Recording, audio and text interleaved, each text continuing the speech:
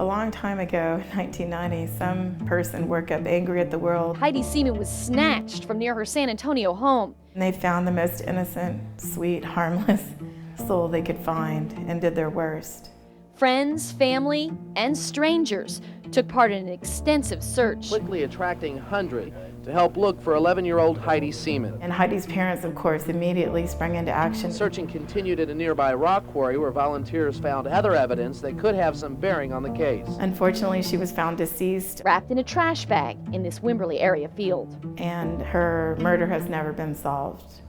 And we hope that through this search center, people will remember, and we will be able to hopefully prevent this from ever happening to anybody else, because I don't want to see anybody go through what we've gone through.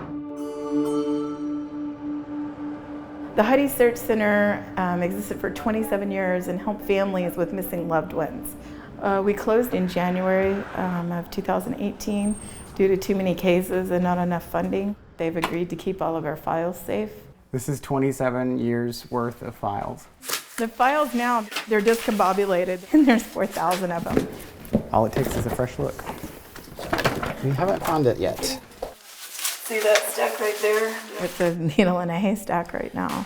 We've been searching for a couple of hours. This is 93. What years did these go back to? Nothing. Not yet. Ah, here it is. Found it. All right, Jamie Mayberry.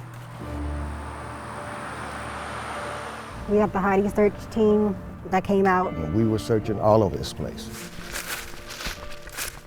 What I was told in days that went by with the Heidi Search Center, and it was pretty much we were looking for a deceased body. As hard as it might seem, that's what I was looking for. And we wanted to find it. We wanted some type of closure in some way. These are the original case notes. Yeah. Last seen at 11 p.m. on Thursday, April 1st, 1999, and left home with an unknown male. He was wearing a beige, long-sleeve, button-down shirt with no collar, khaki shorts, and ladies' white slip-on tennis shoes. Things they would be looking for would be tied to that description. And carrying a black patent clutch purse. And it was pretty high grass at that time. And so we all had sticks and we would be poking around. If you can see that area across the street, across there, that green patch way over there, we searched all of that over there. We got Kenedy here, and then there was a field very near to the house that was searched. There's another mention of an old cemetery. This is where everyone who was on the search team would sign? Yes, if everyone was there, which sometimes becomes very important. The whole town almost shut down. We were split up. These people here and the neighbors all joined us. And you can't help but think like, yes. Am I walking with the killer? And that was a time someone changed our direction. And I even got suspicious of that, and it was, hey, let's check off this way. Kind of like they're trying to steer you away. It was that, we were just suspicious of everything, everybody, you know what I mean? Well, you don't know who to trust. Yeah. At that point. They even feel like the people that took James were out there searching at the same time. Many times that's the case. Many times the reason we save all these records and they're so important is that the people that are responsible for the missing will be there in the searches.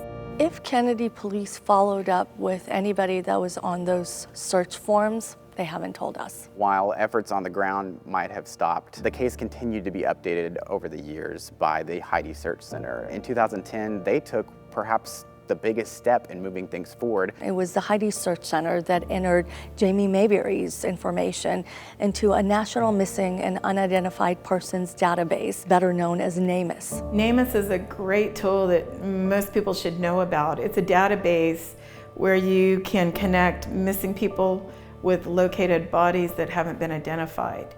And after someone's missing a certain amount of time, we would have a procedure to make sure either we or someone else had entered them in NamUs to make sure all those dental records are in there, got their DNA documented.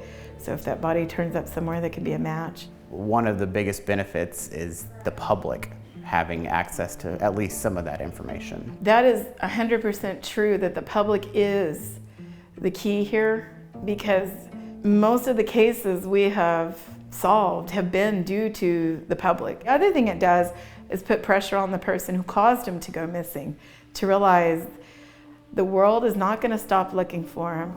All these years later, is there hope for Jamie Mayberry? There is hope. That family actually can't give up. I've seen cases solved 10, 15, 20 years later.